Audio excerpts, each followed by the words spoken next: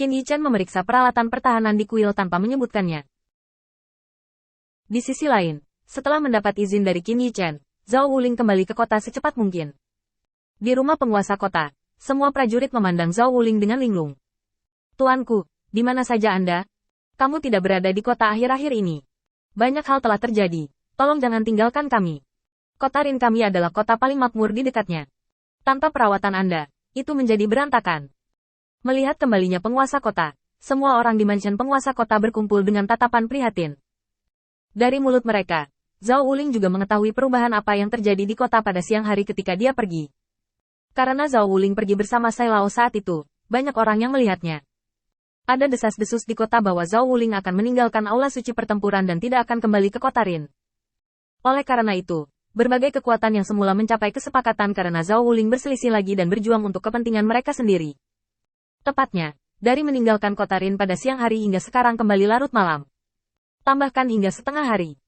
Untuk pertama kalinya, Zhao Wuling benar-benar merasakan perannya sendiri di kota ini. Jika hal seperti itu terjadi sebelumnya, dia mungkin masih campur tangan di dalamnya.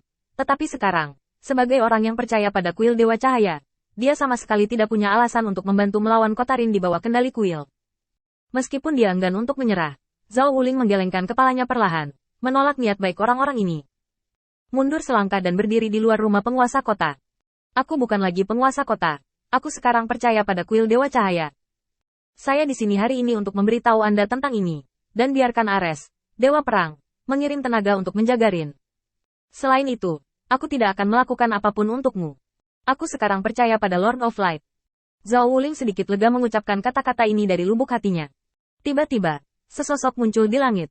Orang ini adalah utusan dari kuil Dewa Perang Seng.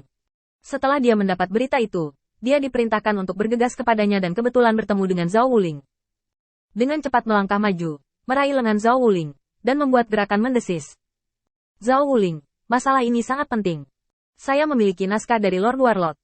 Anda dan saya akan pergi ke rumah penguasa kota dan mendiskusikannya secara rinci. Namun, Zhao Wuling dengan tenang melepaskan tangan utusan itu dan berbalik untuk menunjuk ke sebuah restoran. Mengapa pergi ke sana dan berbicara? Utusan itu ragu-ragu dan dengan enggan menyetujui permintaan Zhao Wuling. Keduanya datang untuk duduk saling berhadapan di restoran.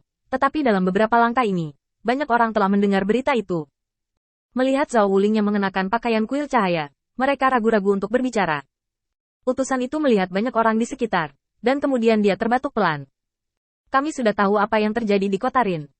Sekarang setelah Lord Ares, Dewa Perang, secara pribadi menghadiahi Anda, apakah Anda masih ingin meninggalkan kota Rin? Selama bertahun-tahun, apakah aku pernah memperlakukanmu dengan buruk dalam pertempuran melawan Istana Suci?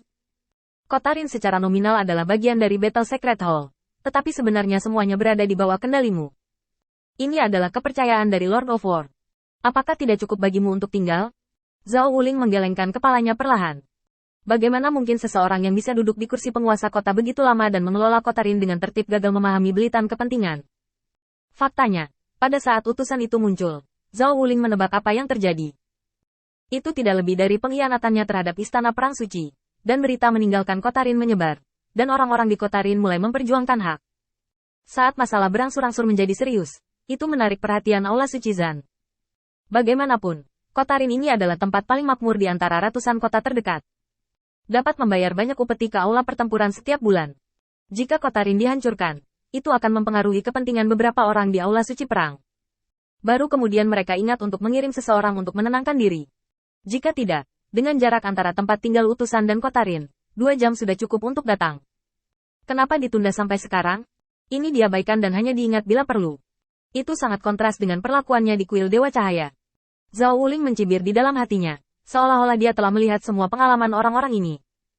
Tuan Guangzhou tidak membenci saya karena saya tidak pantas. Dia juga tidak meragukan kesetiaan saya karena saya seorang pembelot. Hanya 2 poin ini. Kamu tidak memenuhi syarat untuk menegosiasikan persyaratan denganku. Dengan dengungan lembut, Zhao Wuling menatap utusan itu dengan tegas. Saya tidak bisa berbuat apa-apa tentang ini. Kekacauan di kota Rin tidak ada hubungannya dengan saya. Saya kembali ke kota Rin hari ini, hanya untuk bertemu dengan teman-teman, bukan untuk mengurus hal-hal sepele di kota Rin. Saya perlu menjelaskan satu hal kepada utusan dewa-dewa. Saya sekarang adalah anggota kuil Dewa Cahaya, bukan kuil perang. Saya tidak memiliki kewajiban untuk membantu kuil perang.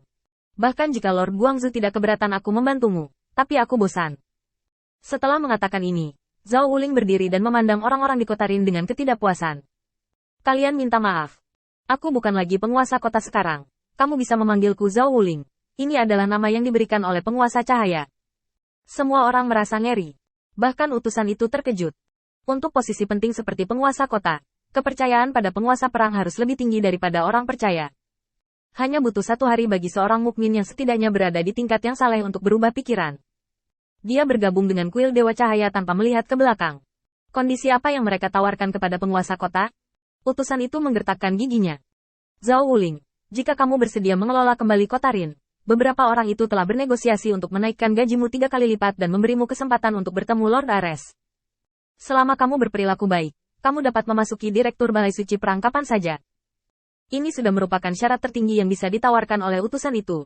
Dia tidak akan tergoda jika dia tidak percaya pada penguasa kota. Bukankah itu yang telah lama dipikirkan oleh penguasa kota untuk bertemu dengan Lord Ares? Namun, Zhao Wuling hanya terkekeh dan menggelengkan kepalanya. Manfaatnya dihindari. Saya tidak butuh manfaat sekarang. Utusan ilahi segera kesal. Tidak ada gunanya membujuk diri sendiri dengan baik, jadi Anda hanya bisa melakukannya dengan keras. Diam-diam melepaskan kekuatannya sendiri. Hantu kuil Ares, Dewa Perang, diam-diam muncul. Tuhan membuat matanya redup. Karena tidak ada gunanya menasihatimu, jangan salahkan aku. Embusan angin datang, dan semua orang di restoran buru-buru mundur. Tuanku, jangan bodoh. Seorang pria parubaya tidak mundur tetapi mengambil langkah maju, menghalangi di antara keduanya, dan dia berteriak pada Zhao Wuling terlebih dahulu, dan kemudian dia melihat utusan itu dengan senyum di wajahnya. Tuanku, Anda tahu, beri kami sedikit waktu lagi, kami pasti bisa membuat penguasa kota berubah pikiran. Pemilik kota telah mengelola kota Rin selama bertahun-tahun, dan dia pasti tidak akan melepaskannya. Dengan senyum ramah di wajahnya, dia tidak bisa membiarkan Tuhan memotong kemarahan di hatinya hingga setengahnya. Kondisi yang dia tawarkan telah mencapai batas atas, dan tidak akan pernah lebih. Menurut pendapatnya, Zhao Wuling telah mengkhianati Dewa Perang. Pergi. Dengan raungan rendah, utusan itu membanting tinjunya dengan keras, dan embusan angin berubah menjadi raungan harimau, dan datang mengaum.